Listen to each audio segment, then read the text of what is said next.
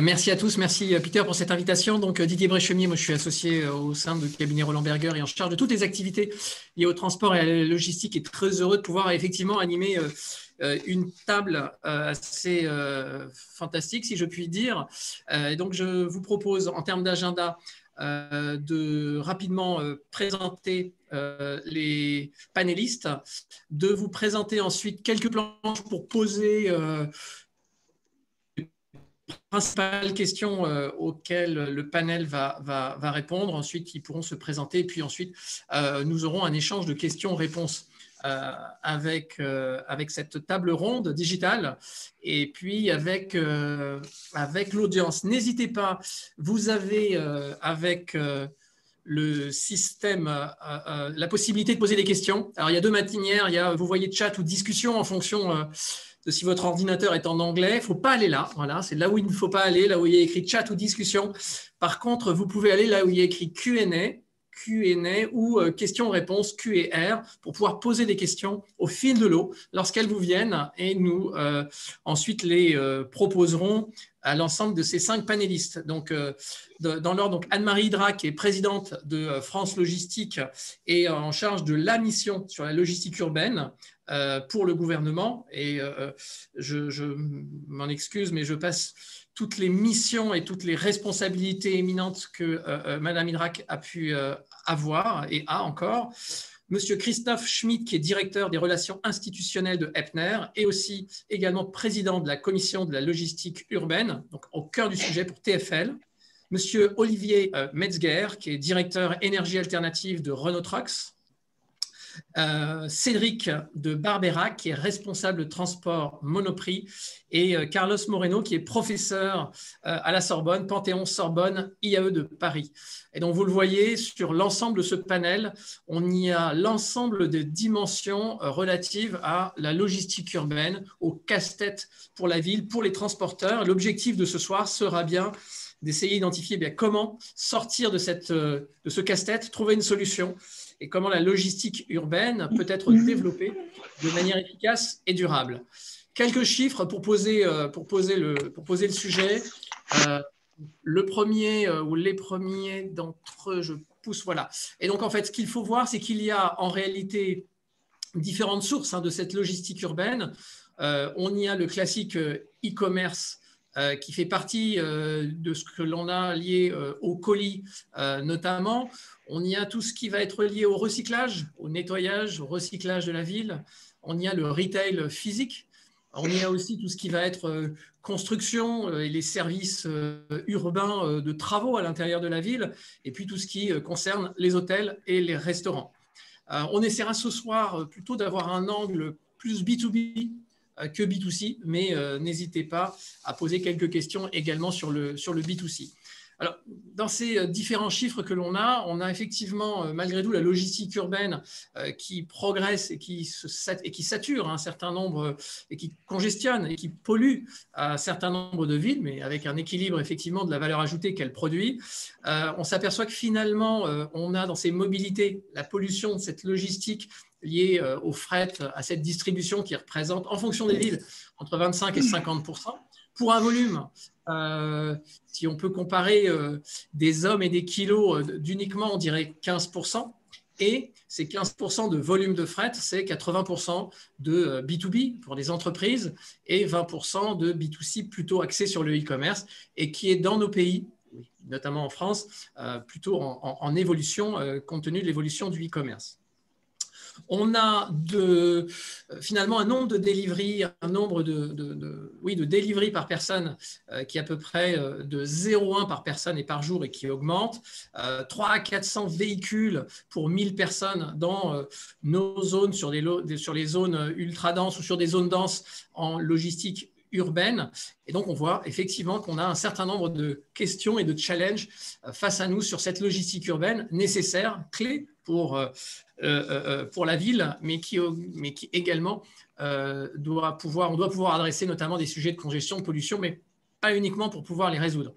On s'aperçoit que face à ça, les acteurs mettent en place un certain nombre d'organisations avec évidemment des entrepôts de différentes tailles, autour de la ville. On a pris l'exemple de Paris. Donc, on a des entrepôts de différentes tailles pour servir à la fois leur réseau de distribution, mais également le B2C, le client. Et puis, évidemment, doucement, se développent également des zones de logistique, des zones de stockage à l'intérieur même et au cœur des villes pour pouvoir peut-être aller jusqu'à la ville où on peut trouver et où on minimise le nombre de kilomètres. Et on évoquera ce sujet. Faut-il plutôt des gros véhicules, plutôt des petits? Quels sont les enjeux que l'on a dans cette distribution et dans cette efficacité?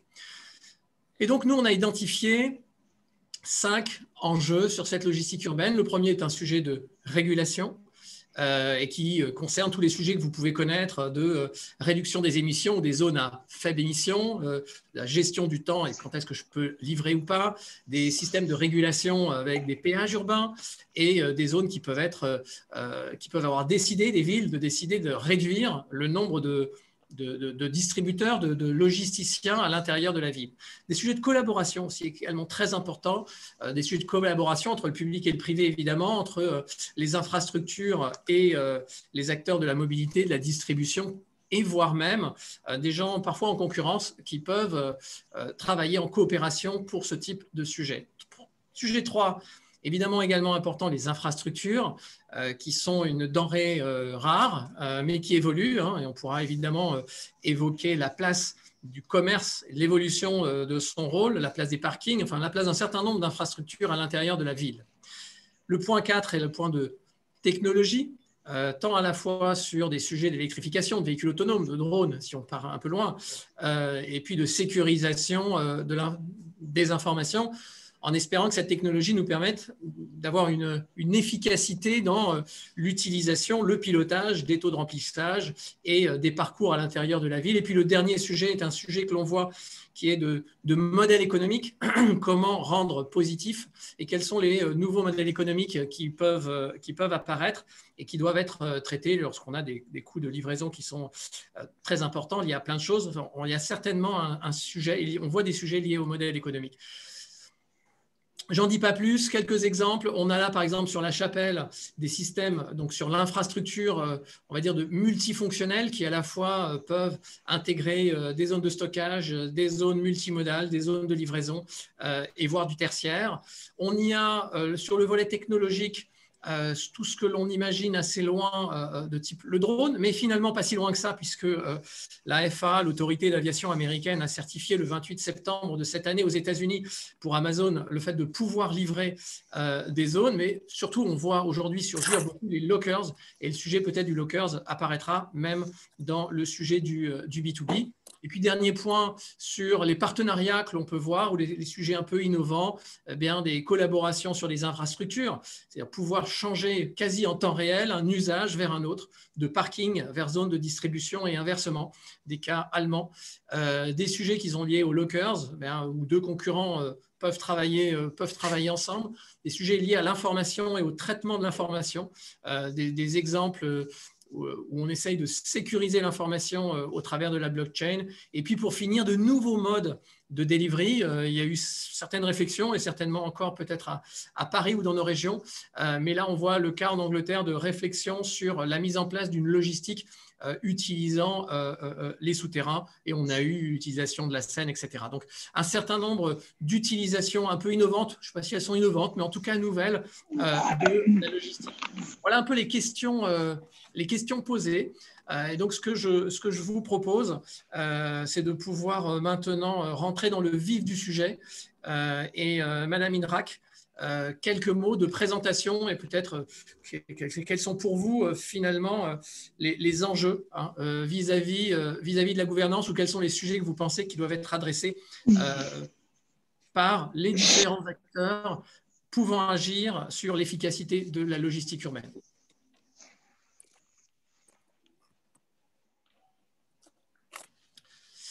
Alors, je pense que vous êtes sur mute. Donc, c'est à moi qu'on s'adresse, ça? Oui, juste un mot de présentation et puis ensuite on reviendra, on va faire le tour de table et puis ensuite on pourra regarder les questions vis-à-vis de chaque panéliste. Donc, Madame Idrac, un mot de présentation si vous voulez bien de vous-même. Moi, je suis Anne-Marie Drac, donc je suis ancienne ministre des Transports, présidente de la SNCF et de la RATP. Et là, j'interviens au titre de France Logistique, c'est-à-dire l'association qui, depuis un an, regroupe l'ensemble des acteurs logistiques français en dialogue avec les pouvoirs publics, nationaux et locaux. Et effectivement, comme vous l'avez dit, plus spécifiquement en charge en ce moment pour le gouvernement d'une mission sur la logistique urbaine avec Madame Jean, qui est présidente du port de Strasbourg, et Monsieur Jean Chezan, qui est adjoint au maire de Toulouse. Merci beaucoup. Monsieur Schmitt? Oui, bonjour. Oui, donc moi, Christophe Schmitt, je travaille chez EPER, où je suis en charge des relations institutionnelles. Là, ces dernières... Pardon?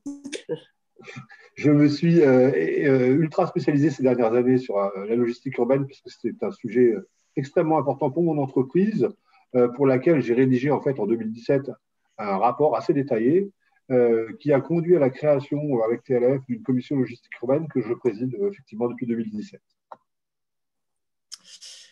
Monsieur Metzger. Bonsoir, donc Olivier Metzger, je suis directeur énergie alternative pour Renault Trucks France, donc à la direction commerciale de Renault Trucks France. C'est-à-dire je coordonne l'ensemble des activités sur le marché France pour les différentes énergies hors diesel. Donc pour nous aujourd'hui, les biocarburants, le gaz naturel, les véhicules électriques bien entendu, soit 100% batterie, soit véhicules hydrogène.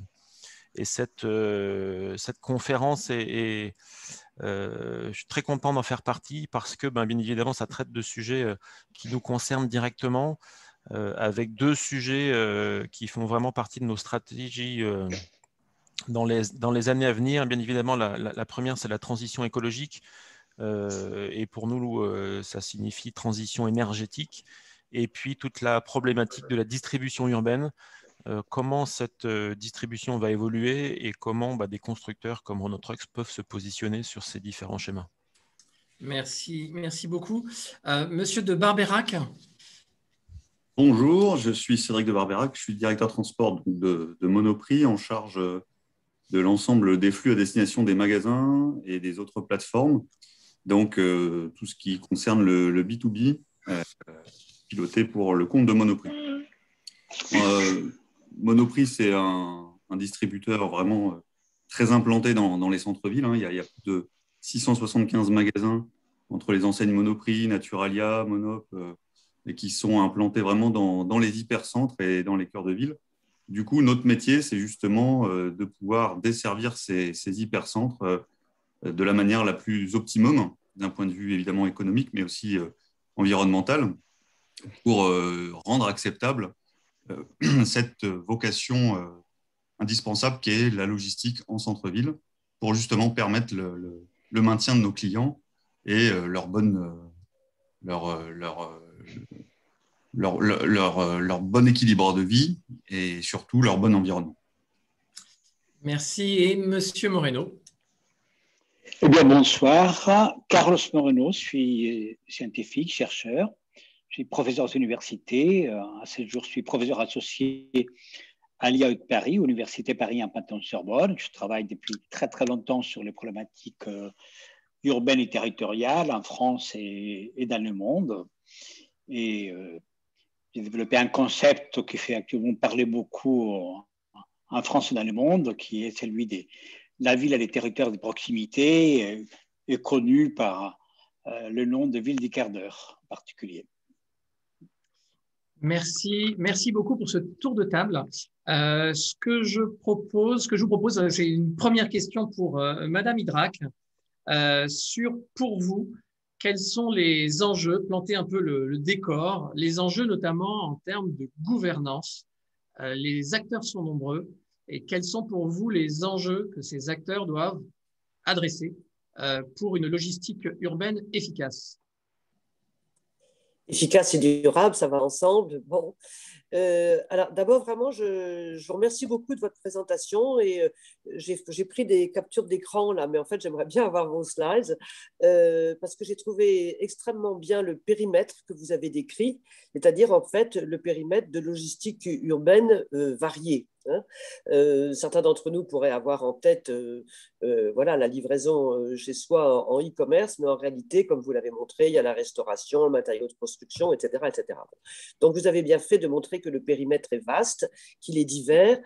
Pour donner un chiffre, grosso modo sur Paris, la plupart des acteurs s'accordent à penser que ça fait 100 millions de tonnes par an, hein, donc avec les différentes caractéristiques que vous avez montrées. La deuxième chose, ça concerne l'échelle. De quelle échelle faut-il parler? Bon, la logistique urbaine, en fait, c'est le dernier maillon citadin, urbain, de chaînes qui partent souvent de très très loin, puisque beaucoup des produits sont importés, et de chaînes aussi qui doivent quelquefois aller très loin, surtout lorsqu'on est dans une ville qui produit et qui donc souhaite exporter et distribuer en dehors d'elle-même. Donc il faut être à la bonne échelle. Et à propos d'échelle, je voudrais dire que le premier sujet sur lequel on tombe, c'est celui de l'intercommunalité. Bon, évidemment, personne n'imagine faire la logistique urbaine à l'échelle de Paris, mais bien sûr, c'est à l'échelle du Grand Paris que doivent se dessiner les choses. Et par exemple, aujourd'hui, nous avons devant nous un moment important pour développer une logistique urbaine durable, qui est la mise en place des zones à faible émission.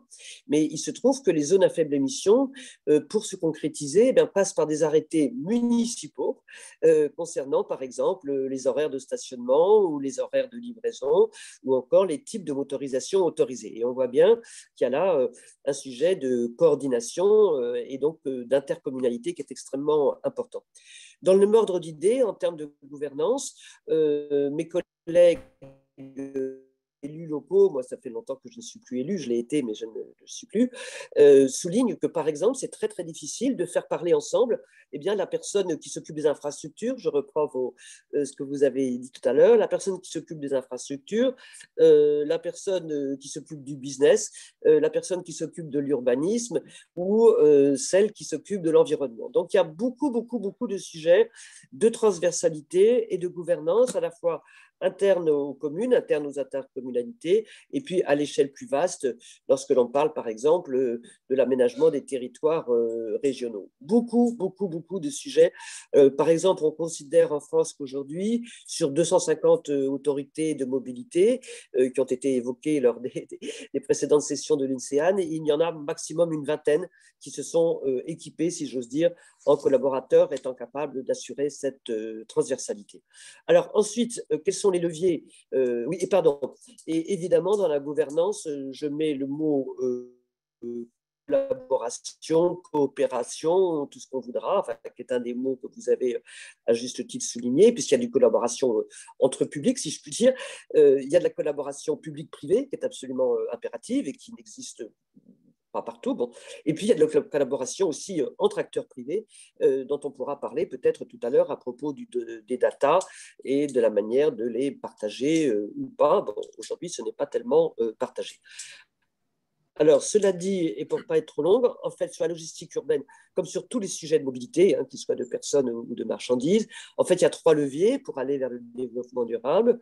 Le premier, c'est de réduire les distances. Bon, et vous avez à juste titre parlé d'entrepôts urbains, parce que c'est sûr qu'aujourd'hui, les entrepôts sont localisés de plus en plus loin des villes pour des raisons d'accès au foncier. Donc, ce n'est pas fameux, évidemment, du point de vue du transport sur les derniers kilomètres. Donc, ça, c'est le premier sujet. Le deuxième sujet, c'est la massification. Bon. Avec cette espèce de paradoxe, c'est que l'autobus fait de la massification, en général on le trouve sympa. Le camion qui fait de la massification, on aurait tendance à lui préférer des camionnettes, donc qui peuvent avoir d'autres inconvénients, en particulier en matière de pollution et d'encombrement. Donc la massification, bon, puis tout le monde n'a pas la chance d'être sur un fleuve et d'avoir la possibilité de massifier grâce au fleuve. Et puis le troisième sujet, ce sont les motorisations, dont on va parler en particulier avec Renault Trucks tout à l'heure. Bon, et le constat de ce que malheureusement, aujourd'hui, les véhicules disponibles ne sont pas très nombreux, donc il commence à y en avoir, des électriques, bon, mais la majorité des véhicules non diesel sont au gaz, avec des difficultés d'approvisionnement, puis le fait que pour certains, le gaz n'est qu'une énergie de transition, et donc un travail à faire dans la durée, parce qu'il ne suffit pas de claquer des doigts pour que les transporteurs, les logisticiens puissent acquérir des véhicules qui coûtent beaucoup plus cher que les véhicules diesel. Hein. Selon ce dont on parle, on est sur 3, 4, 5 fois le prix, qui ont des conditions d'exploitation plus compliquées. Et donc, voilà, la nécessité d'accompagner les transitions, comme ça se fait sur les voitures électriques ou sur bien d'autres choses. Donc, voilà les 3 leviers. Encore une fois, ce n'est pas très original, mais je trouve toujours assez intéressant d'appliquer aux marchandises ce qui a marché, ou ce qui est en tout cas couramment admis pour les personnes, la distance, la massification autant que possible, et les questions technologiques et de motorisation. Peut-être qu'on parlera tout à l'heure aussi des questions de données, mais il vaut mieux qu'on puisse avoir un échange avec des interventions pas trop longues, pas trop lourdes. Madame Idrac, merci beaucoup. Donc, intéressant ce sujet. On peut peut-être rebondir justement, donc, motorisation, véhicule, carburant. J'aimerais bien poser la question à justement Olivier de Renault Trucks sur décarbonisation. Quel avenir en termes de carburant, tel qu'évoqué par Madame Idrac, à la fois quel usage, quel investissement, quelle transition vis-à-vis de ce carburant? Alors, c'est une question assez large. Quand on parle de transition énergétique et d'énergie alternative, je pense que c'est intéressant de resituer un peu le débat. Donc, pour nous, constructeurs, on parle donc de 2 sujets principaux. Donc, d'un côté, la qualité de l'air. Donc là, on est vraiment sur l'air que nos concitoyens respirent dans les villes, avec en France plus de 40 000 morts liés à la... Vous m'entendez? Ok, je vois Didier qui fait des signes. Très bien, très bien. Oui. Avec donc en France plus de 40 000 morts liés à la pollution urbaine. Et puis de l'autre côté, donc toute la discussion sur le réchauffement de la planète, donc pour ce qui concerne les camions, pour les émissions de CO2, comment on réduit nos émissions de CO2. Donc on a beaucoup travaillé déjà sur ces 2 sujets. Vous savez peut-être que sur la partie qualité de l'air, on a réduit entre les années 90 et aujourd'hui de plus de 97 ou 98% l'ensemble des polluants émis par nos véhicules, donc déjà beaucoup de progrès. Même chose sur le CO2, mais on a sur ces derniers mois ou années vraiment une prise d'ampleur de cette réduction des émissions de CO2. Et Renault Trucks s'est engagé sur un parc de véhicules totalement décarbonés à échéance 2050. Donc c'est en même temps assez loin et très très proche quand on parle de technologie et de cycle technologique sur des camions plutôt de 10-15 ans. Comment on arrive à cet objectif-là? On va travailler tout d'abord sur un mix énergie. Pendant au moins encore une dizaine d'années, on va voir plusieurs énergies collaborer, enfin se partager le marché avec, comme je disais tout à l'heure, le gaz, les biocarburants, les véhicules électriques. Donc d'un côté, toujours la technologie du diesel, donc avec les fameux moteurs à combustion interne qui vont rester encore présents pendant quelques temps sur le marché. La grosse différence, c'est qu'on va venir utiliser sur ces moteurs, que ce soit des biocarburants, soit carburant de synthèse, soit biodiesel, du biogaz, ou alors même de l'hydrogène directement sur les moteurs à combustion interne. L'idée étant de trouver des solutions pour réduire de façon rapide les émissions de CO2. Et puis, bien sûr, l'électromobilité, vous savez que c'est un des éléments clés de notre stratégie de décarbonisation des transports, avec aujourd'hui des premiers véhicules électriques qui apparaissent sur le marché. Et quand je parle d'électrique, encore une fois, c'est des véhicules 100% batterie ou des véhicules hydrogène. Donc des véhicules 100% batterie qui sont dès maintenant disponibles, et puis des véhicules hydrogène qui vont apparaître au fur et à mesure quelque part entre 2025 et 2030. Donc voilà, vraiment un mix énergie, un un panel d'énergie qui vont cohabiter pendant quelques années, et puis probablement, et je mets le conditionnel parce que c'est un peu la boule de cristal, hein, mais c'est la façon dont on voit les choses aujourd'hui, à partir de 2030, un renversement entre cette part du marché sur des technologies moteurs à combustion interne, et puis vraiment cette électromobilité, donc soit en 100% batterie, soit en hydrogène, qui à partir de 2030-2040 vont vraiment prendre la plus grosse part du marché, puisque l'électrique aujourd'hui, ou en tout cas les chaînes cinématiques aujourd'hui, sont vraiment les plus efficaces quand on parle de pollution urbaine et de solutions en zéro émission locale. Et de la même façon, sur le CO2, on est vraiment sur des solutions qui sont très efficaces, en tout cas sur des pays comme la France où l'électricité est décarbonée.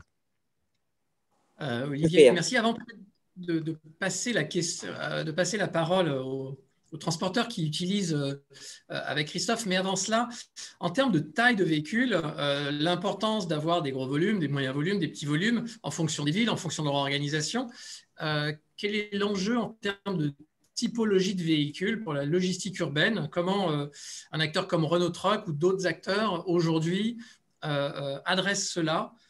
Et dans cela, sur ces types de véhicules, comment également peut être adressé où y a-t-il un sujet sur l'investissement pour couvrir cette transition entre le thermique actuel, le biogaz aussi actuel, voire l'électrique? Donc un peu deux questions. La première sur les typologies de véhicules, et ensuite quel est votre point de vue sur la transition, comment la gérer, comment la financer?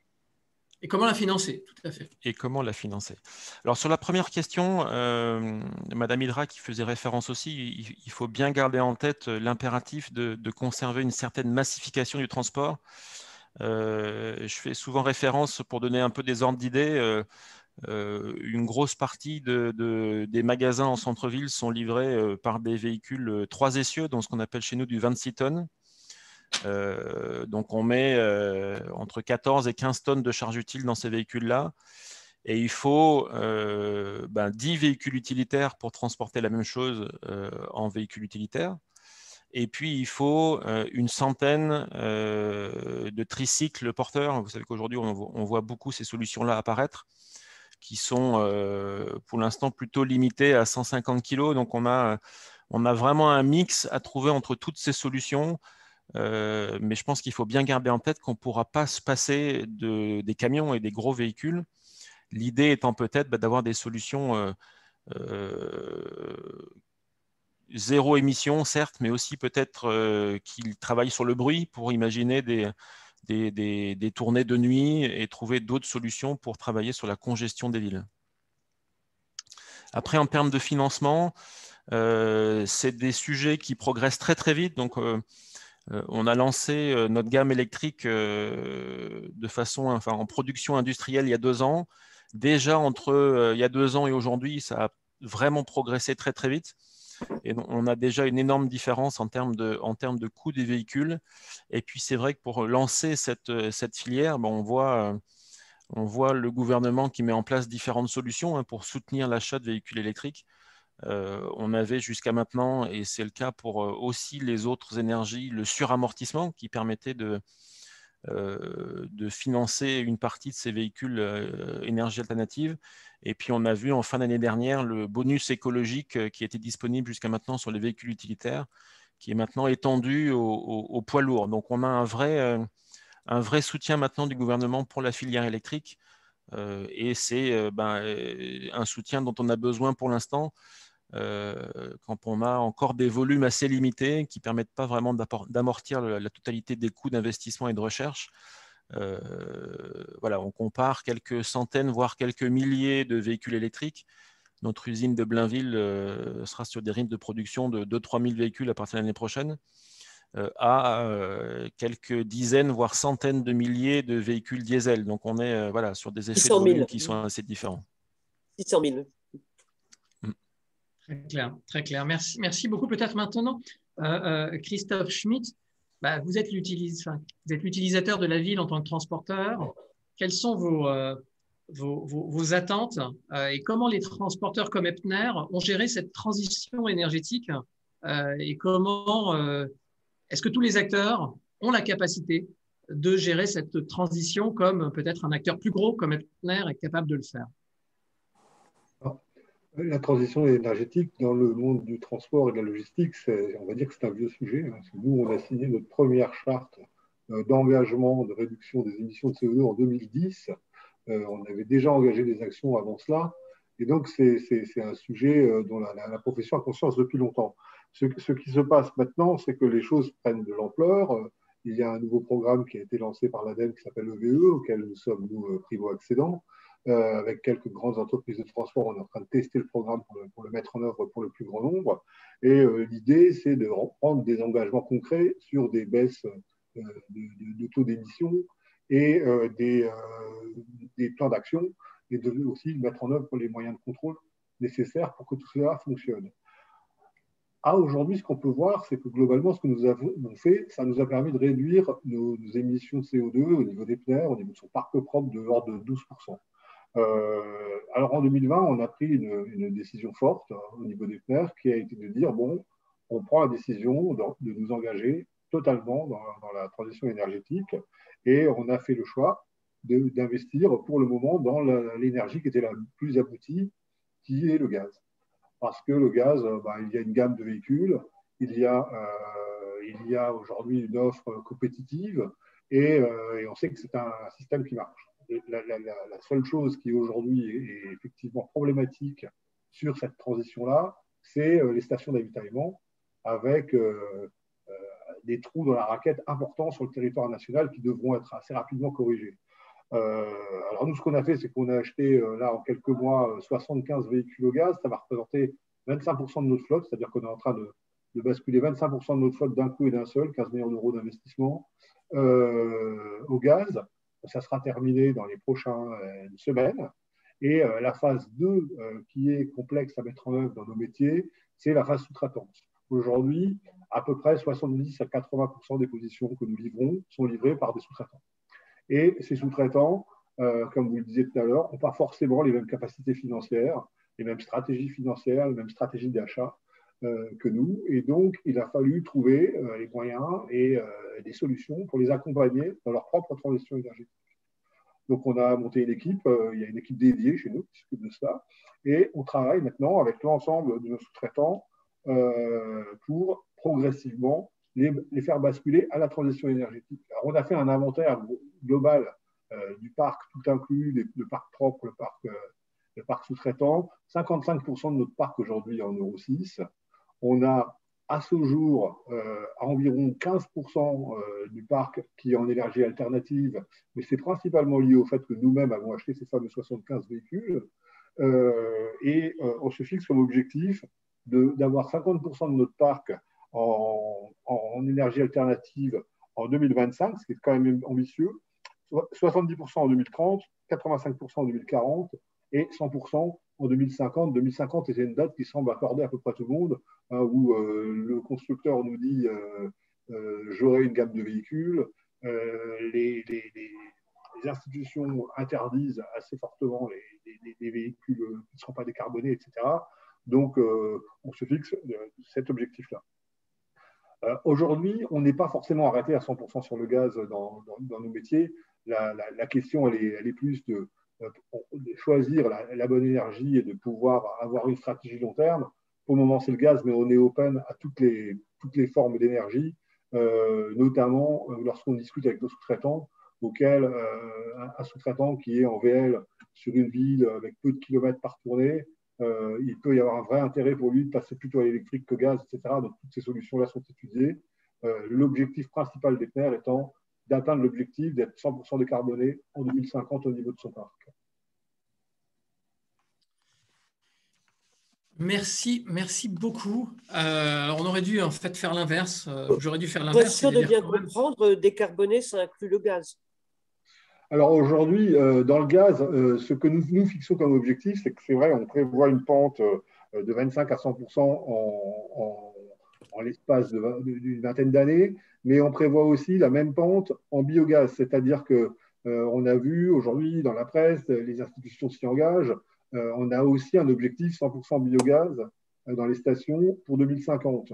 Donc, nous, on s'inscrit dans cette logique-là en se disant, alors attention, ça ne veut pas dire que dans 10 ans, on ne choisisse pas de basculer vers l'hydrogène, parce que l'hydrogène aura atteint un niveau de technologie, un niveau de compétition qui sera suffisant, ou l'électricité. En réalité, dans la transition énergétique, il y a une variable qui est très difficile à maîtriser, c'est la variable des évolutions technologiques. Aujourd'hui, on peut, à schéma identique, oui, on sera en gaz en 2050. Mais très sincèrement, personnellement, je ne pense pas qu'on sera au gaz en 2050. On sera sans doute dans une autre énergie, mais je ne peux pas vous dire laquelle.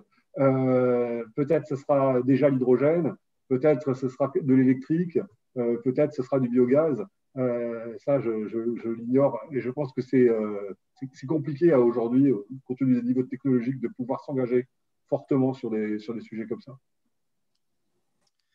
Très clair. Et effectivement, peut-être on pourra demander ensuite à Olivier quel est son point de vue sur ce point mort.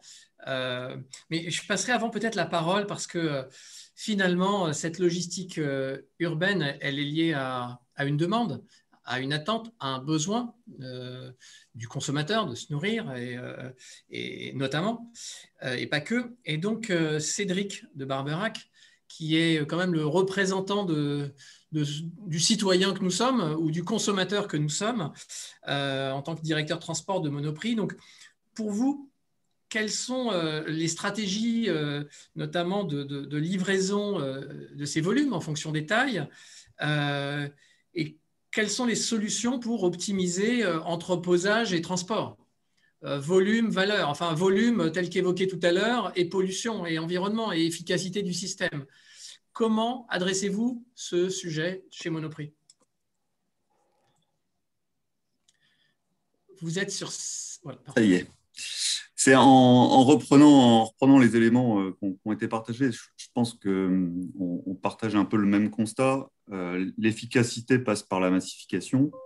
Et du coup, là, ce qu'on évoque avec à la fois TLF et avec Chrono Truck, on est dans l'environnement du poids lourd. Donc, le poids lourd, ce qui est important, et Madame Hydrac l'a bien dit, c'est que le poids lourd, c'est l'ami de la bonne logistique urbaine. C'est pas son ennemi, c'est pas son opposant. Le poids lourd, il nous permet justement de desservir des magasins et de maintenir ces magasins dans les centres-villes en continuant à maintenir un schéma de logistique massifié, efficace, performant et qui nous permettent aussi quelque part de pouvoir en conservant cette efficacité économique, de pouvoir convertir nos flottes plutôt que justement aller chercher le moindre impact visuel dans un premier temps, mais en démultipliant les nombres de véhicules pour desservir ces mêmes magasins, ce que parfois souhaitent certaines collectivités et ce qui est souvent très contre-productif en matière à la fois économique et environnementale. Ce qui est efficace, c'est le poids lourd, et le poids lourd également bien équipé avec des motorisations innovantes, et on l'a évoqué. Et puis, pour remonter un petit peu en amont, c'est le poids lourd aussi qui ne vient pas de trop loin. Et donc là, ça fait appel à la nécessité d'être aussi bien implanté par rapport à sa zone de chalandise. Monoprix est une enseigne très présente en Île-de-France. La plupart de nos entrepôts sont en Île-de-France et proches de Paris, dans la première couronne, ou dans la deuxième au plus loin. Et du coup, on a même ça déjà, le meilleur kilomètre, c'est celui qui n'est pas produit. Hein, donc, plus on se rapproche, moins on produit de kilomètres. Donc, ça, c'est la première. La première pierre à l'édifice. Et puis le deuxième, c'est effectivement de pouvoir convertir la motorisation des véhicules qui desservent nos magasins sur des technologies innovantes. Et on a travaillé un peu ces deux scénarios depuis maintenant une vingtaine d'années chez Monoprix, puisque à la fois, il y a désormais 15 ans, un schéma d'approche ferroviaire de Paris a été mis en place justement avec un entrepôt en branché fer directement dans Paris, alimenté par un train d'une vingtaine de wagons tous les soirs. Donc ça, c'était vraiment pour pousser le curseur sur l'approche massifiée du centre-ville, avec un entrepôt vraiment en zone urbaine et un dégroupage au plus près du client. Et la possibilité d'utiliser, il y a 15 ans, justement, les premiers camions au gaz qui étaient très limités en termes d'autonomie. Et donc, ce schéma-là a été une des premières pierres à l'édifice, justement, de la rénovation un petit peu de notre façon de livrer les centres-villes. Et puis, ensuite, évidemment, on s'est beaucoup appuyé sur le gaz, puisque ça a été la première technologie qu'on a testée il y a une vingtaine d'années, qu'on a déployée il y a une quinzaine d'années. Et aujourd'hui, on a plus d'un quart de notre flotte qui roule au gaz, avec, comme on l'avait évoqué aussi, son pendant du biogaz qui permet, pour une même motorisation, d'avoir un effet en termes de gain environnemental très, très net, en termes de CO2. Et puis, on a testé aussi d'autres schémas, le biocarburant, et puis l'hybride. Et on va tester également l'hydrogène. Donc là aussi, on essaye un petit peu toutes les solutions qui sont sur le marché. Mais pour rejoindre Christophe Schmitt, on pense qu'aujourd'hui, la solution qui est la plus mûre, la plus mature, reste la solution au gaz, même si, évidemment, on attend les autres solutions qui ne manqueront pas de venir dans les prochaines années. Mais en l'occurrence, aujourd'hui, pour être à l'objectif, qui est notamment poussé par les collectivités les plus ambitieuses, et la mairie de Paris est vraiment une collectivité qui a été pionnière dans cette démarche-là, en incitant l'ensemble des acteurs et des parties prenantes à s'implanter au plus près des clients, à mettre en place des entrepôts, des espaces logistiques en centre-ville, ou justement à convertir sa flotte en vue de rechercher une meilleure efficacité. Du coup, c'est avec le support et l'aide et le soutien de ces collectivités qu'on arrive progressivement à avancer vers ces schémas innovants. Et puis le dernier point aussi que j'aimerais aborder, c'est le fait que Monoprix a la chance de pouvoir s'appuyer sur des magasins qui sont dans les hypercentres, dans les cœurs de ville.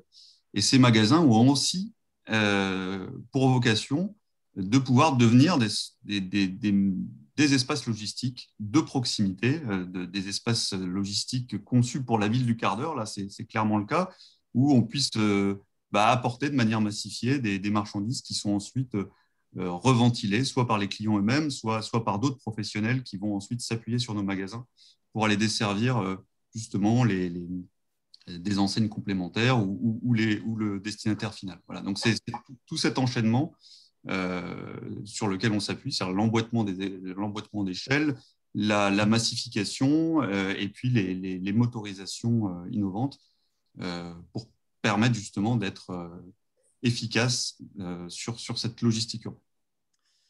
Donc Cédric, j'entends effectivement à la fois un besoin de transition sur les véhicules, un besoin de transition sur la ressource immobilière, le besoin de cette massification, comme dit par beaucoup d'entre vous.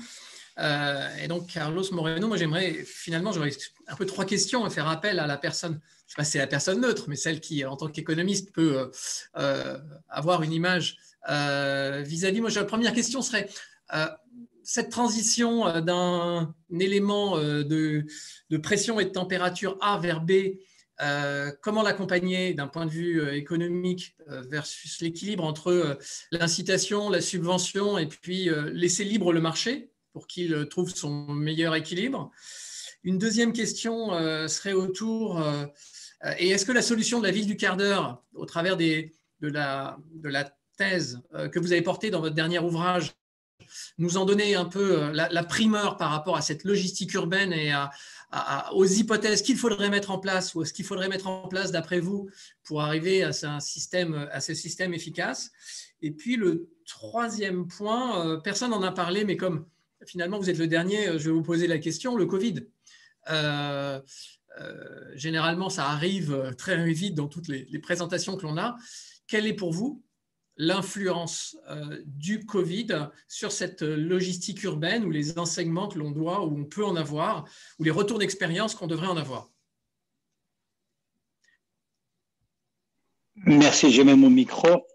Eh bien, merci de cette invitation. Je ne suis pas économiste, hein, donc moi je viens du monde des mathématiques, de l'informatique. Je travaille sur les problématiques urbaines depuis une vingtaine d'années, donc je préfère rester dans mon domaine de compétences.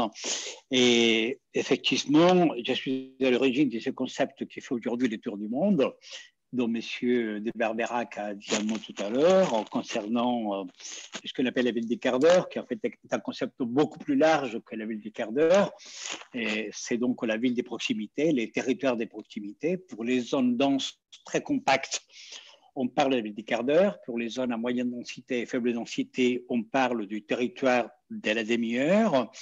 Et bien sûr, avec le Covid, puisque j'ai saisi la perche que vous entendez, c'est un concept qui, effectivement, dans le monde entier, a été pris par énormément de gouvernances locales, que ce soit des régions, des métropoles ou des villes, qui s'intéressent non seulement à l'étudier, mais à l'appliquer, notamment une grande organisation mondiale des villes qui s'appelle les C40, donc les principales villes mondiales qui sont rassemblées pour les climat ont pris ce concept-là, donc sous la forme ville des quarts d'heure, pour transformer donc leur ville à l'aune du défi climatique qui est quand même le défi majeur pour la neutralité carbone à l'horizon 2050, indispensable pour avoir une planète, en tout cas une humanité plus vivable par la suite, et le Covid, puisque depuis un an, donc, nous vivons au niveau planétaire avec cette proximité contrainte qui est issue donc de la pandémie. Donc, je dirais qu'aujourd'hui, il y a, ce qui me concerne, une vision de la ville au travers les usages. Là, on a une chaîne logistique, on a des constructeurs, donc des moyens de déplacement. Moi, mon approche est au niveau de la ville ou du territoire, c'est les usages. Qu'est-ce que nous venons faire dans les villes? Qu'est-ce que nous faisons dans les villes, dans les territoires, quand nous vivons? Donc, l'analyse que nous avons faite par les usages des lieux où nous habitons a conduit à donner 6 choses fondamentales que nous faisons. Donc, on habite, on travaille, on s'approvisionne, on soigne sa santé physique et mentale, on accède à l'éducation et à la culture et on a des loisirs. C'est ce qu'on appelle les 6 fonctions sociales, urbaines ou territoriales déterminantes pour la qualité de vie. Bien sûr, donc la troisième, s'approvisionner, vous concerne directement pour tous les acteurs qui sont dans la logistique. Moi, je considère que ce qu'il faut mettre en exergue, c'est ce qu'on appelle, si je pointe plus particulièrement la problématique de la logistique, ce qu'on appelle les cycles de vie d'une livraison. Les cycles de vie d'une livraison est lié aux usages. Elle commence d'ailleurs par l'usage donc lié à l'e-commerce, puisque vous savez que l'e-commerce est un des forts générateurs de besoins donc de logistique urbaine, puisqu'on assiste donc à une montée extrêmement importante de l'e-commerce et que vous avez aussi que l'e-commerce génère donc un trafic important, souvent avec des petits opérateurs et à faible charge, donc pas plus de 20 à 25% des petits véhicules utilitaires rentrent dans les villes pour faire ces livraisons-là, qui sont donc en augmentation. Donc, nous devons voir, M. Berberac a cité dans la ville des quarts d'heure, il a cité également un concept qui m'est très cher, qui est les espaces logistiques urbains, c'est-à-dire qu'on a une vraie problématique avec la ville des quarts d'heure, notamment la ville des proximités, gérer ce qu'on appelle la décentralisation des cycles de vie et des livraisons. Donc, nous sommes héritiers dans beaucoup de villes des pratiques logistiques qui datent d'il y a 50 ans et dans lesquelles nous étions habitués à des points de logistique qui se trouvaient à l'extérieur des villes. Donc, si on prend le cas de Paris, sur la Nationale 5-4, sur le 3e périphérique, entre le 2e et le 3e périphérique, et donc avec ce besoin par des motorisations, amener donc les objets à l'intérieur des villes avec la génération donc de tous ces trafics qui ne sont plus possibles puisque on a besoin des villes apaisées, on a besoin des villes libres des pollutions, on a besoin de lutter contre les particules fines, on a besoin de lutter contre les diesels, c'est aujourd'hui une réalité sanitaire, et ça vient d'engendrer donc d'autres besoins donc, par rapport à d'autres approches. Donc, nous pensons, en tout cas dans nos travaux à l'IAE, à la Sorbonne, qu'il faut qu'on revoie cette notion de centralisation de la proximité, qu'on voit cette notion des fonciers logistiques, qu'on récupère cette notion des sites hubs, qu'on réintègre donc cette notion de dernier kilomètre, qu'on intègre la notion de cycle durable, donc des mobilités multimodales, y compris pour logistique, et meilleure exploitation des ressources naturelles, et qu'on garde les caps donc, par rapport à la lutte anti-pollution. De toute manière, le constructeur aujourd'hui, et je pense que Renault Trucks l'a bien compris, vous le savez que nous vivons les dernières années des diesels, en tout cas à l'échelle européenne. Actuellement, vous les avez, il y a la norme Euro 7 qui est en discussion donc, à Bruxelles, et certainement au cours du premier trimestre ou du deuxième trimestre, cette norme-là donc, va être désignée dans son ensemble, elle va rentrer en application en 2025. Et vous savez, pour le groupe de travail donc, dans lequel les uns et les autres se trouvent, que cette norme va endurcir. Donc aujourd'hui, tout ce qui concerne les NO2, tout ce qui concerne le CO2, tout ce qui concerne les particules fines, on aura deux nouveaux éléments qui vont rentrer en jeu, les émissions d'ammoniac, donc au DNH3, et on va durcir les N2O et on va, je l'espère, diminuer encore le niveau des particules fines inférieur à 1. Et je pense qu'on va introduire pour la première fois les particules fines émises par les plaquettes des freins. Vous savez que c'est un des gros sujets qui aujourd'hui sont au niveau de la recherche. Les niveaux donc, de toxicité générés en particules fines par les freinages, qui est un acte donc, de tout véhicule. Donc je pense que la norme Euro 7, d'une manière ou d'une autre, avec mise en application 2025, va d'ores et déjà marquer la fin du diesel. Et ceux qui l'ont compris, c'est-à-dire qu'on basculait déjà vers l'électrique, auront donc déjà une longueur d'avance parce que ça me paraît donc inévitable. C'est pour ça que je pense qu'aujourd'hui, nous avons besoin de comprendre qu'il y a une évolution majeure dans les villes autour des proximités. Le Covid-19 apporte aujourd'hui une transformation de nos modes de vie urbaines et territoriaux qui vont certainement être durables dans notre manière de travailler. On va être plus en proximité. On va donc vers ce qu'on appelle la ville multifonctionnelle, vers la ville polycentrique, vers la ville multiservicielle. On le voit déjà, les grands constructeurs. Je vais finir par deux exemples très concrets. Le plus grand, la famille Mullier. Donc, la famille Mullier qui est donc propriétaire des grandes enseignes, Decathlon, Auchan, Leroy Merlin, Kiabi, pour ne citer quelques-unes. Ils ont annoncé, donc, il y a 2 semaines, la création mondiale d'une nouvelle société qui s'appelle Nood. Et Nood est une nouvelle société au niveau mondial qui change le modèle économique de cette famille par rapport à la logistique, puisque ces centres commerciaux qui ont été leur modèle économique pendant des années sont maintenant condamnés à mourir. Ils vont être transformés dans le concept de la ville des quarts d'heure, parce que la famille Mullier, donc j'ai travaillé avec eux pendant plus de 18 mois pour qu'ils s'intègrent ce concept-là dans leur business model mondial, de telle sorte que ces grands centres vont devenir des lieux multifonctionnels. Ils vont devenir des lieux de vie. Ils vont ça sera des lieux de mixité d'usage. Et donc, il y a une ouverture pour que cette multimodalité du dernier kilomètre, de l'avant-dernier kilomètre, des 5 derniers kilomètres, parce qu'on est à peu près sur ces ordres de grandeur, se transforme donc en profondeur, utilisant une multiplicité des ressources dont aujourd'hui on a besoin. Et une semaine après l'annonce de la conférence des presse mondiale de Nood, Carrefour a annoncé son accord avec Altarea pour se lancer sur la ville des quarts d'heure. Donc, ce sont 2 grands géants du monde donc, de commerce, donc, grands générateurs d'entrepôts, qui viennent donc sur ce secteur-là avec une autre dynamique.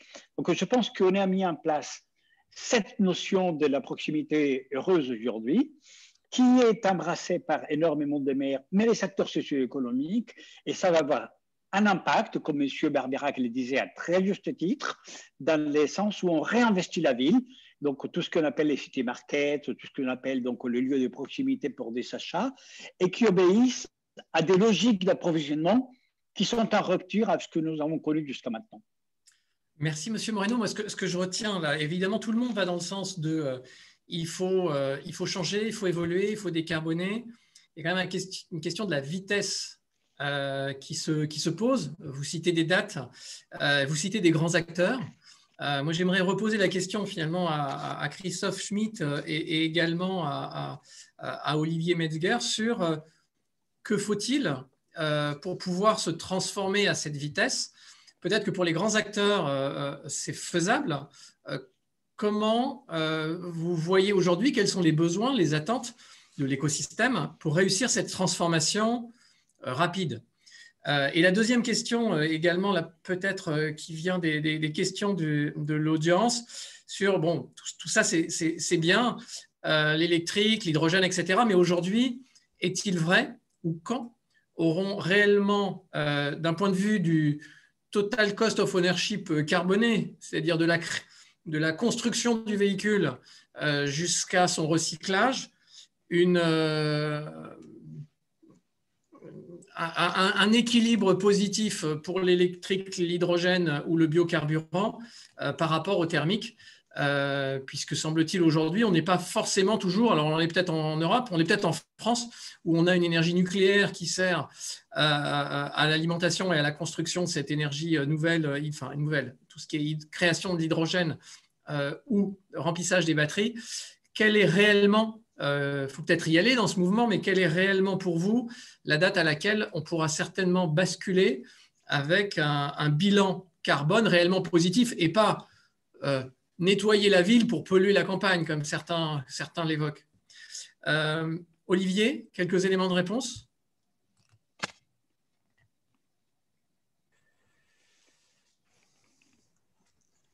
Alors, encore une fois, c'est une question très vaste.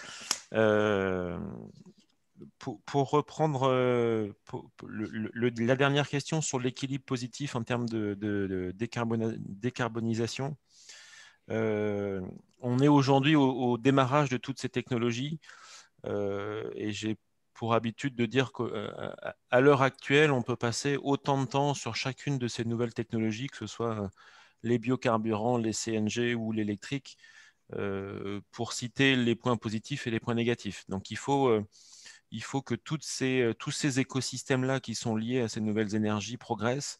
Bien évidemment, quand on parle de l'électrique, on se pose la question des batteries, on se pose la question de la production d'électricité. Quand on parle de la France, on se pose la question du nucléaire. C'est vraiment pas des questions qu'on peut passer sous le tapis. Voilà, mon point de vue, c'est qu'il faut y aller pas à pas. Encore une fois, quand on prend l'exemple de l'électrique, on travaille sur la qualité de l'air, on travaille sur les émissions de CO2.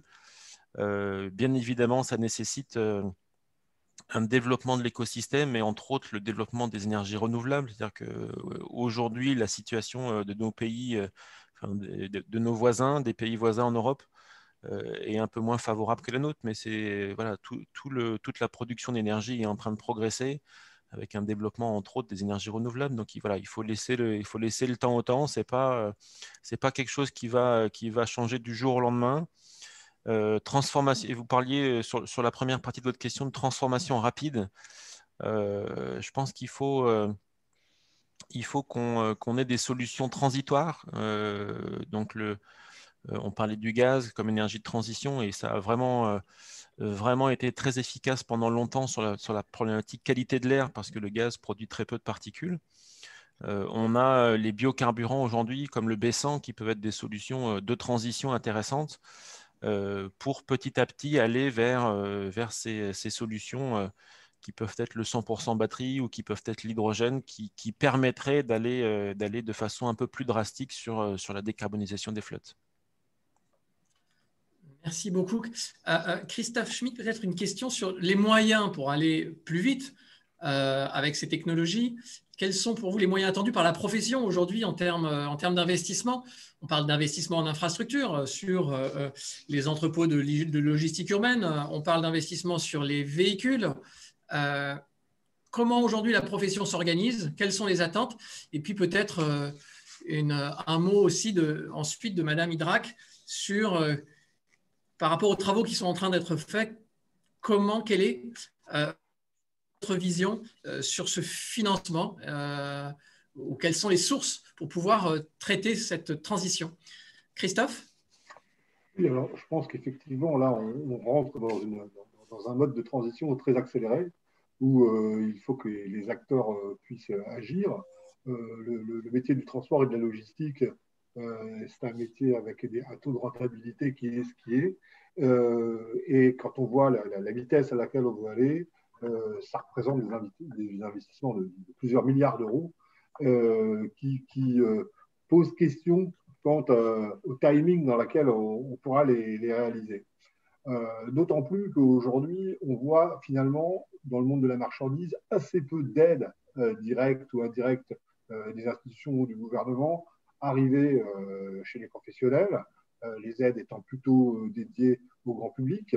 Et cette espèce d'effet ciseau qu'il va y avoir entre le fait qu'on va continuer à taxer le transport, sans doute le taxer de plus en plus, d'après ce qu'on voit aujourd'hui, les seules avancées qu'on met en avant pour décarboner le transport dans les derniers textes que j'ai lus, ce sont des nouvelles taxes. C'est assez surprenant.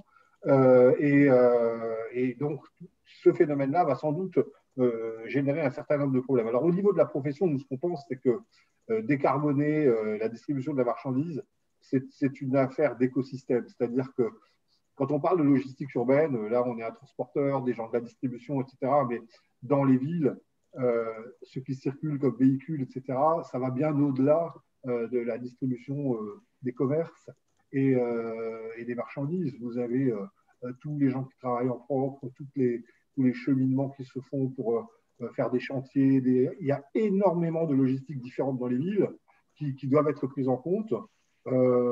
Certainement, enfin, le point de vue que nous avons chez TLF, c'est de dire qu'il y a un vrai travail à faire sur un regroupement des réflexions, sur un rapprochement notamment avec les collectivités locales et territoriales pour mieux travailler avec elles les sujets.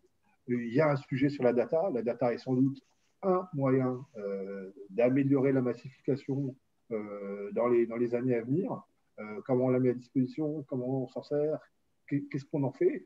On voit quand même aujourd'hui des villes qui sont assez bien organisées. Je pense par exemple à la gestion des aires de livraison ou à la gestion de tout ce qui est bouchons et autres véhicules qui bloqueraient les rues, comme par exemple le cas des bennes à ordures, où si on connaît les horaires, on peut passer par ailleurs au moment où on les passe.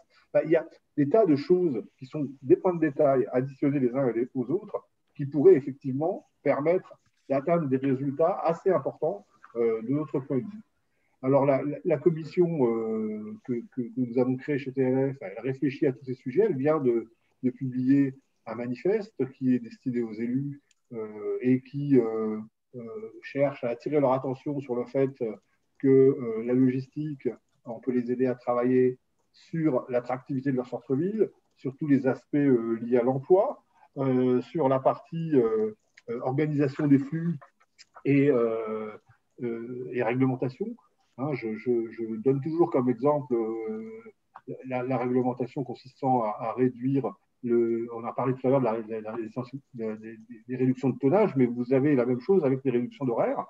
Finalement, quand on interdit l'accès à son centre urbain pendant une grande partie de la journée, et on concentre toute la distribution sur un temps beaucoup plus court, ce qui ne fait que créer d'autres problèmes et ne peut pas s'avérer être la meilleure solution.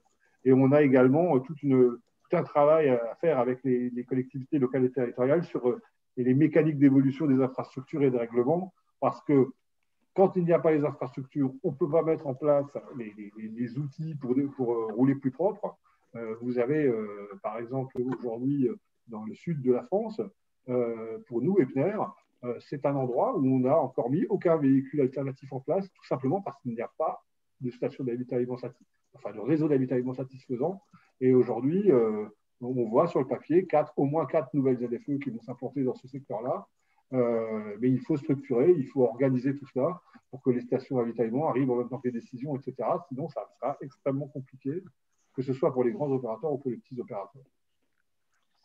Merci beaucoup. Donc, effectivement, d'ailleurs, dans une étude récente qu'on a fait, on s'aperçoit que la régulation passe beaucoup par la taxation et des taxes différentes entre les pays.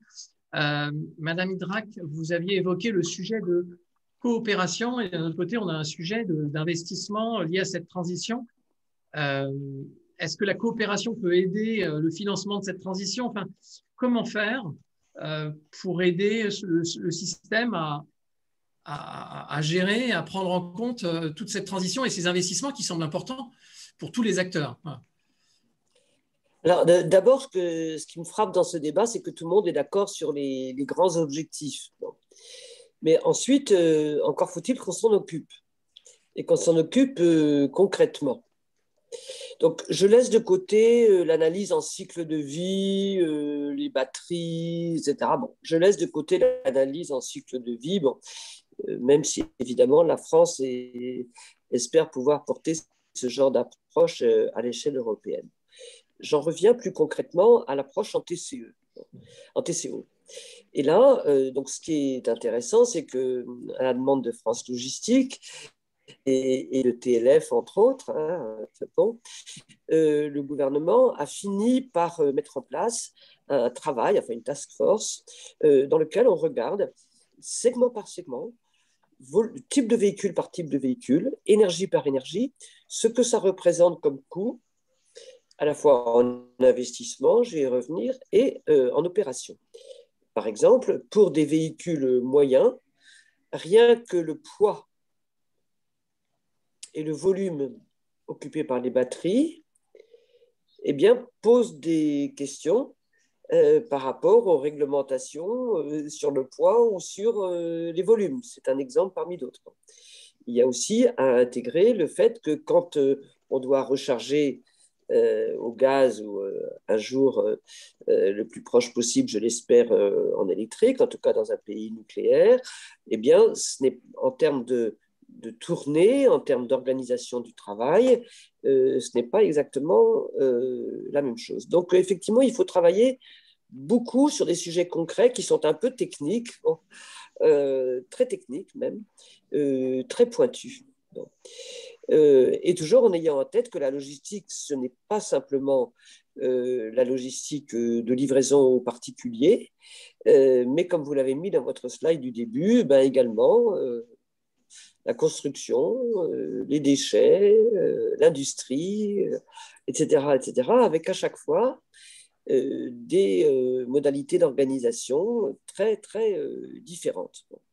Alors, en ce qui concerne la prise en charge des coûts, bon, on est effectivement sur des enjeux, rien que pour la France et rien que pour la logistique urbaine, en milliards, si on se réfère par rapport à la simple application des normes Euro 6. Bon.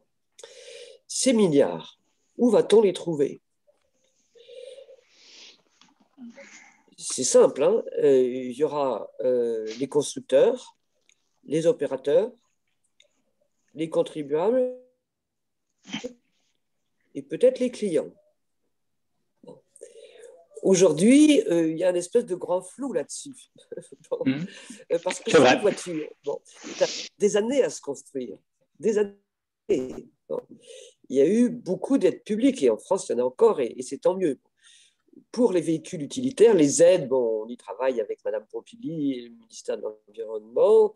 Bon, on est quand même vraiment loin du compte. Bon. Sur les clients, c'est vrai que chacun essaie de refiler, excusez-moi, le bébé à l'autre. Bon. Et je n'ai pas entendu parler de clients individuels, puisque c'est surtout le client individuel qui intéresse, par exemple, M. Moreno, dont je salue beaucoup ce que vous avez dit. Hein. Bon, on avait d'ailleurs déjeuné ensemble à la table d'Abidalgo récemment et on était complètement d'accord. Hein. Bon. Et de même, ce qu'a dit le représentant de Monoprix, enfin, on a tous dit la même chose. Bon. Mais finalement, qui va payer? Bon. Il va falloir beaucoup, beaucoup, beaucoup d'argent. Et je pense que ça devra être partagé entre les constructeurs, les opérateurs, les contribuables et peut-être un tout petit peu les clients. Et Madame Hydra, qui Et va puis, je voudrais payer? attirer l'attention sur… Oui, c'est clair. Donc, quand on dit qui va payer, qui organise cela? Est-ce qu'aujourd'hui, il y a une coordination pour organiser ce que ça doit coûter, pour savoir, avant de savoir qui va payer? Ça commence. Ça commence tout juste, en tout cas en France. Bon, j'ai des dialogues également avec, au niveau européen, la DG Move et la DG Grand. Mais enfin, en tout cas, en France, ça commence parce que j'ai fini par obtenir du gouvernement un travail déjà sur quels sont les véhicules, combien ils coûtent en investissement, quels sont les besoins de prise, enfin, ou d'alimentation, combien ça coûte en TCO, etc. C'est là où on voit bon, au total, il y a 600 000 véhicules en France, 300 000 pour le transport routier stricto sensu. Bon, que si on se réfère à Euro 6, comme on l'a dit tout à l'heure, on parle de milliards et peut-être même de dizaines de milliards. Et ça commence, bon. Mais c'est très bien que ça commence. Mais tout ça pour dire que ce n'est pas à la minute que ça va se faire. Et je voudrais dire un dernier mot, c'est le côté social. Par exemple, en ce qui concerne les forains, j'ai vu dans l'une des questions, quid des forains? Là, je discutais récemment avec des gens de Lyon. À Lyon, les forains, ils utilisent de la norme Euro 3. Bon. Et j'imagine que c'est pareil dans d'autres villes. Bon, donc il faut les accompagner. Déjà, pour passer de Euro 3 à Euro 6 et peut-être à davantage. Et puis, il y a un autre sujet social. Et là, je voudrais m'excuser vis-à-vis du professeur Moreno. C'est que c'est très bien les villes qui peuvent se permettre, entre guillemets, d'avoir d'ici 5 ans, 10 ans, des véhicules électriques. Mais quid du périurbain? Quid de mon département, qui est d'origine, qui est le Finistère?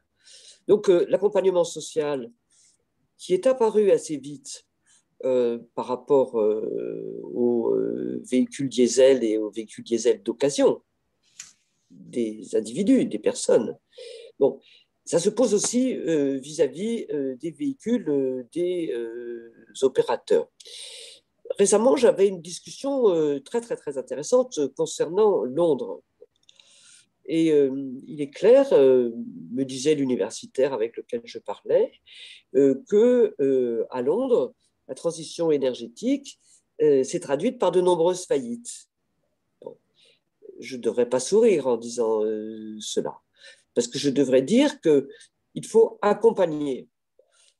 Il faut que les aides à l'investissement, les aides à l'exploitation, les aides à la transition accompagnent peut-être pas tout le monde, mais si possible, pas simplement quelques opérateurs haut de gamme. Voilà. Mais ce qui est intéressant et important, et moi je pense que c'est là le travail qu'il y a à faire, c'est de s'occuper des étapes et de s'occuper de la manière de les atteindre dans des conditions économiques, écologiques, mais aussi sociales, acceptables, et en tenant compte, encore une fois, bon, de ce qu'il n'y a pas que les centres-villes, hein, mais il y a le périurbain, et il n'y a pas que la livraison des particuliers, mais il y a voilà, les matériaux de construction. Vous voyez, ces matériaux de construction, là, récemment, dans le cadre d'une de mes autres activités, j'en ai pas mal, j'ai vu arriver un magnifique camion à hydrogène qui coûte 10 fois plus cher que le même camion diesel et qui va transporter des matériaux de construction pour un très, très, très grand groupe. Je me suis dit, génial, mais comment est-ce qu'on diffuse? Comment est-ce qu'on partage? Comment est-ce qu'on rend ça durable? Parce que pour moi, dans durable, il y a tous les éléments. Voilà. Enfin, encore une fois, ce qui est intéressant, c'est d'avoir des perspectives, mais il faut les dater, parce que même si on dit qu'en 2030, telle ou telle norme viendra en vigueur, bon, ça veut dire que c'est 20 ans après qu'on en verra véritablement l'effet sur les parcs, sur les stocks, sur la rénovation, etc. Et donc, c'est très encourageant de travailler dans toutes ces dimensions. Et puis, je voudrais revenir d'un mot sur ce qui a été dit concernant les entrepôts. Parce que moi, actuellement, dans mes divers travaux sur les entrepôts, je suis confronté au fait que les entrepôts sont des installations classées. On appelle ça ICPE. Et j'en parlais pas plus tard cet après-midi avec un ministre du gouvernement. Je vais même dire une ministre pour... voilà. Ce sont des installations classées. Installations classées, ça veut dire que les normes de sécurité, les normes des pompiers, etc., ne sont pas si faciles que ça. Donc, encore une fois, je ne dis pas que rien n'est possible, au contraire, moi, je suis une optimiste hein, et je suis là pour construire. Bon. Mais il faut regarder les choses de manière précise, de manière professionnelle, argumentée. Je serais absolument enchanté que les magasins Monoprix, je suis cliente de Monoprix évidemment, bon, enfin pas évidemment, mais enfin en tant que parisienne, bon, puissent devenir des entrepôts. Bon. Enfin, bonjour la cohabitation entre usage commercial et usage installation classée. Voilà. Donc il y a beaucoup de choses dont il faut s'occuper. C'est assez technique, c'est pas très sexy, bon. Et ça suppose, comme vous l'avez dit, dans la gouvernance, beaucoup de coopération entre acteurs privés et entre les deux. C'est à faire avant.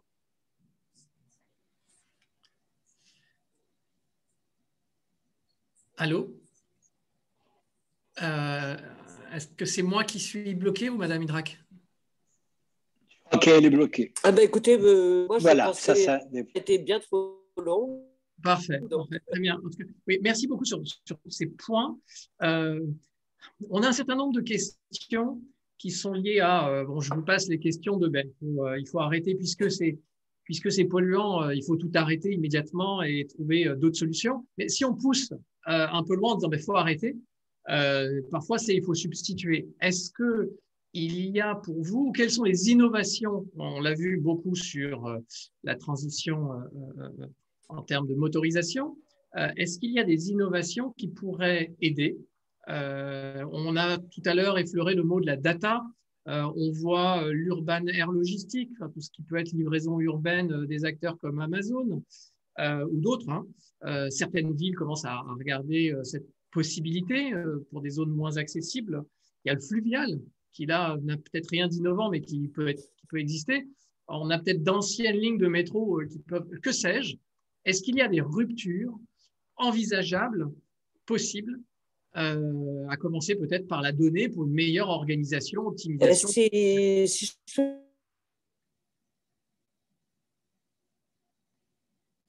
Madame Idrac, on ne vous entend pas. Qu'est-ce qu'il a montré, le Covid? Là, ça va mieux? Oui, là, c'est parfait. Voilà. Oui, si je peux me permettre, et excusez-moi d'être un peu intrusive, intervenir encore, je voudrais revenir sur le Covid. Le Covid, il a montré que, avec beaucoup de difficultés et de drames, on peut arrêter le déplacement des personnes. Mais il a montré que s'il n'y avait pas de déplacement des marchandises, alors là, tout s'arrêterait. Les hôpitaux, les commerces, la vie. Vous n'auriez pas vos lunettes, vous n'auriez pas votre chemise, vous n'auriez pas votre ordinateur. Et moi, je pense que l'avenir, il est à plus de logistique. Je prends un exemple qui est l'économie circulaire. L'économie circulaire, c'est plus de logistique. Ce sont davantage de magasins-sites ou de sites-magasins, mais davantage d'entrepôts pour traiter les flux. Certains parlent de relocalisation industrielle ou de relocalisation tout court. Il y a des villes qui veulent rester des lieux de production. Toutes les villes n'aspirent pas à être uniquement des lieux de tourisme. Ça veut dire davantage de logistique. Alors, quant aux innovations, en fait, je voudrais vous dire qu'il n'y a pas de solution miracle et que d'ailleurs, le mot « une solution » est inexact. De même que vous avez dit qu'il fallait parler de logistique au pluriel, hein, les matériaux de construction, les déchets, etc. etc. Bon. Il ne peut y avoir que des solutions et des bouquets de solutions et des solutions dans lesquelles chacun y met du sien. Je prends l'exemple du fluvial. D'abord, tout le monde n'a pas la chance d'avoir un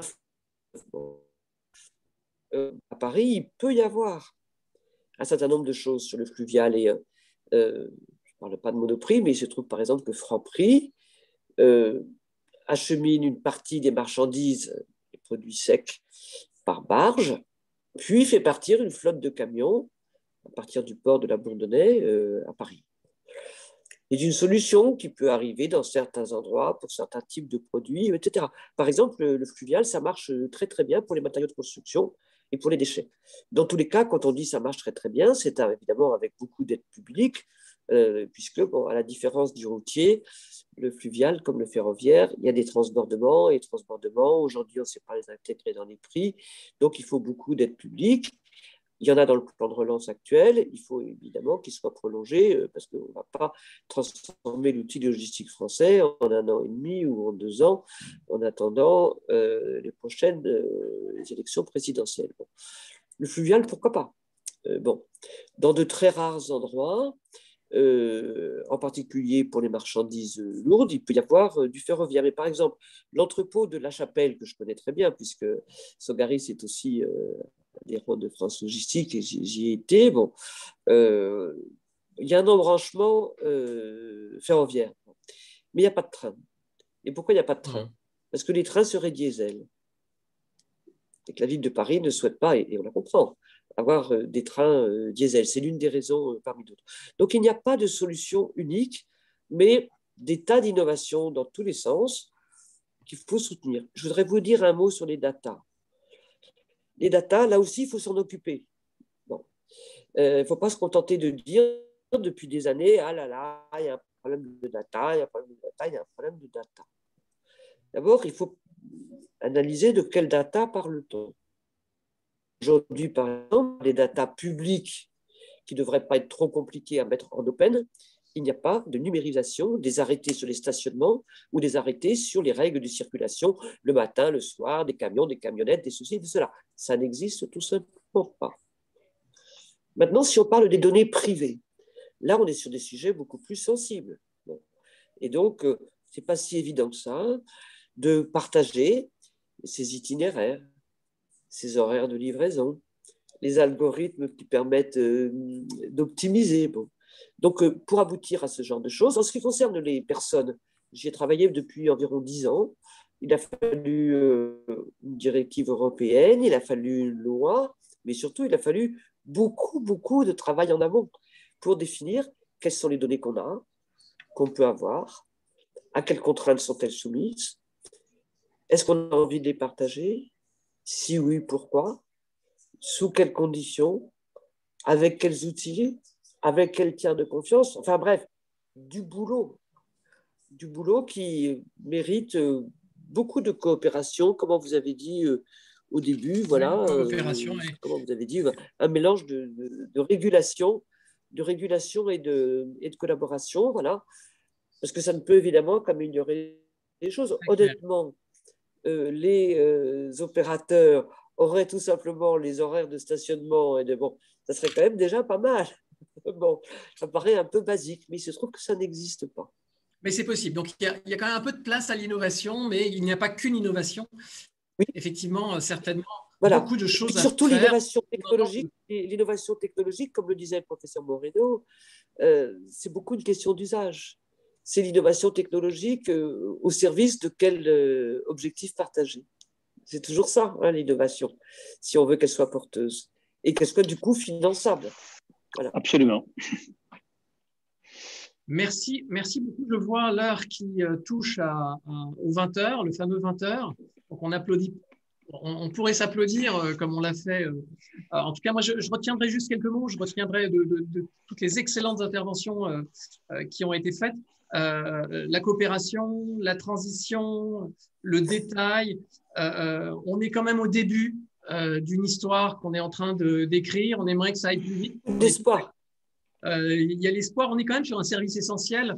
Donc, on va toucher forcément le cœur de l'État, quelque part, hein, et de ce que la puissance publique peut certainement aider. Puis, ce soir, quand même, l'éléphant, que j'ai toujours beaucoup vu au milieu de la table, ce financement, mais vous l'avez évoqué, et il faut quand même l'adresser. Oui, il y a un sujet de transition que les agents privés ne pourront peut-être pas efficacement prendre en compte et qu'il faudra guider. Voilà.